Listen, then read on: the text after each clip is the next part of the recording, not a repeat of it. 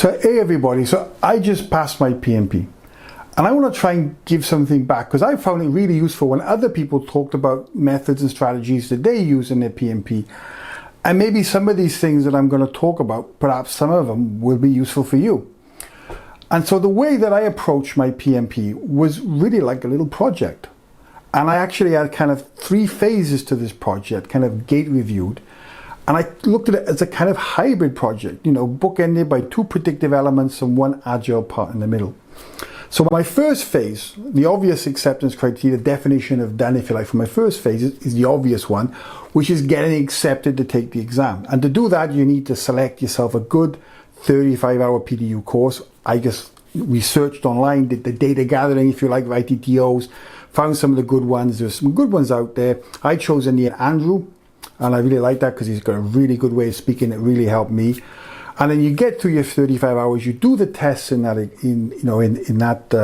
training. Once that's done, you then move on to getting your experience in and getting accepted by PMI. Now, regarding the experience, again, PMI wants things done in a specific way. So I use ChatGPT to help as a copy editor to make sure the way that I put my information down was the way that PMI wanted it. So it made it easy for them to understand if I fulfill the criteria or not. Now, I'll put a caveat on here: be ethical, do not invent. Because if you audited, and you'll be going speaking to the people, and if you're using language and terms that clearly were not part of your company, then you could be in trouble. So just be ethical here and use it as a copy editor. Just use it to help make sure it's in the way that you want. So once I did those things, I have to say it really helped me feel secure in putting in my application. I got accepted after, I don't know, 3 or 4 days, can't remember exactly what it was. Got accepted with PMI, and that gate's closed. I'm ready. Now, some people will tell you take the exam, or at least book the exam. They would say not take it, but book it. I decided not to. I decided a different approach. Now, it's got to be down to personal choice, but for me, I decided not to book it there and then. Instead, what I decided to do then was a kind of agile approach with a metrics-driven way to understand when I'm ready. So as soon as I got accepted, I said, okay, now I'm going to go for test upon test. So you can start this for free. On YouTube, there's 200 ultra hard questions from Andrew. There's from David, 150 questions. So what I did is I started on those questions and I made a list of when I failed a question. And then that list became a training aid, an agile, if you like, an iteration or retrospective to relearn. So I do 10 or 15 questions, document where I failed, which part of the PMBOK guides I failed on, reread or rewatch videos in those areas, and that's when reading then becomes powerful, because it's very hard to read these books dry.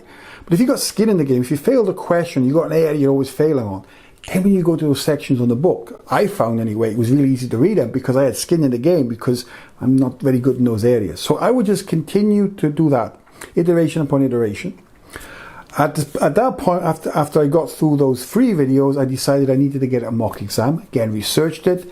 PMI study hall is obviously one of the obvious ones. I might do a separate video on that.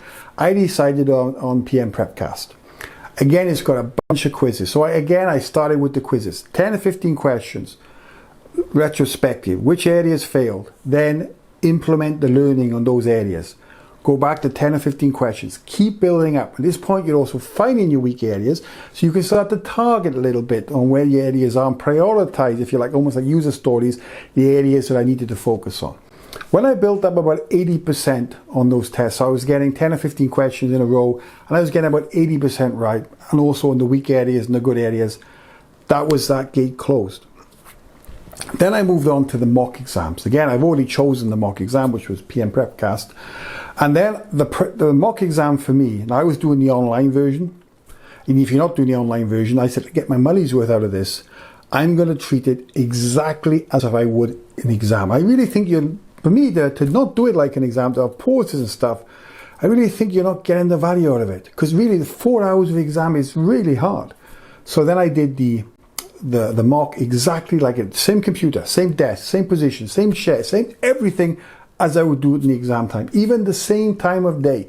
That's not always possible that I've taken the day off work, but everything absolutely like the exam. So I did the mock exams. And again, what I did as research, this is the big one then. My definition of done on here, when I've completed that cycle, I would then move on to actually booking the exam.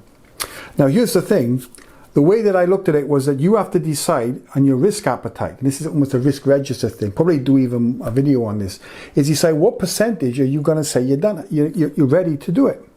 Now for me, I decided that if I got 70% on 2 exams in a row, I was going to book the exam.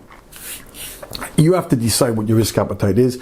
This could change when you're watching this video. That's what it is today, but that's up to you. That's what I chose. I feel like that was my risk reduction, was get to 70%, and then I'm willing to accept the risk of going for the exam and a potential failure once I got 70%. But you could decide yourself to be 80%. What I would say is that it's almost like the speed of light, that the closer you get, the higher the percentages you go, the more effort it is to get that more. So if you're at 75% and you want to get 80, is a lot more work to go from 75 to 80 on average than it is from 70, 75 consistently. Now we're talking about consistently on average, not one exam. Another important point was I never repeated questions. Always judge yourself on fresh questions. That for me anyway, that's what I did. So once I got through those stages, and again, what I did as well through those mocks is the same agile cycle. It is a failure. Go through those questions, understand the weaknesses, build up a plan, and I'll show you again how I did that. And then I went to the next phase. Then the good thing about the exam is actually you can get normally a slot within 3 or 4 days. So for me, there was no point to book it, because if you book it in advance, then you only get it for free, a rebooking, if it's 30 days.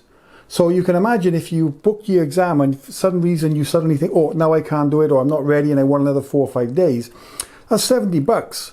So considering it only takes 3 or 4 days lead time, I decided I wasn't going to book it in advance, because then the risk is I get nervous about it. It would just be a stress to me. And it only takes 3 or 4 days to book the exam. We get max lead time right now, as of today. Maybe it changes in the future. But right now, lead time's 1 week, if probably less. So that was my approach to the exam, and I was successful. I will say, when I came out of the exam, and I might talk about that again in another video, I was destroyed. I thought I failed it. Instead, I got a good result. I got 3 above targets in the exam. At the end of the day, does it really matter? It's nice, little bit of candy to say you got 3 above targets. Ultimately, the goal is to learn. For me, I was doing this exam to help improve me as a project manager, not just as a piece of paper, not just as an exam. And so I really wanted to embed in myself these concepts. So I hope that kind of helped you a little bit, or at least maybe give you some ideas about going forward. That was my journey for PMI. I tried to make metrics driven, and I tried to really look at definitions of done to help me do the exam. So I'm going to do some more little short videos on this, on certain areas I didn't go into detail here. So I hope you found some use out of it. Thanks for watching.